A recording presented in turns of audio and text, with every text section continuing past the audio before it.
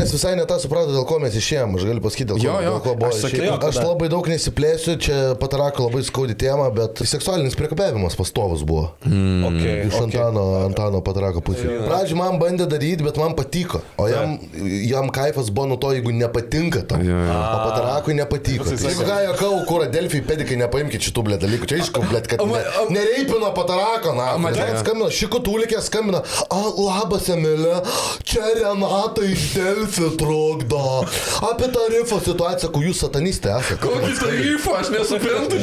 Dar prasime satanistai, Emilė, baig, mes nesatanistai. Sakau, šiuo metu yra toks naratyvas Lietuvoje, kad jūs esate pilnumoje satanistinė organizacija. Sakau, šitą užsirašykit, padėjau ragelį. Skambina iš Delfi jau. Nežinau, žiūrėk, nežinos. Pakel. Palabė, aš atsiliepsiu, kai visi atsiliep. Tai klausau, Zvikį. Дичал, čia gal sunku.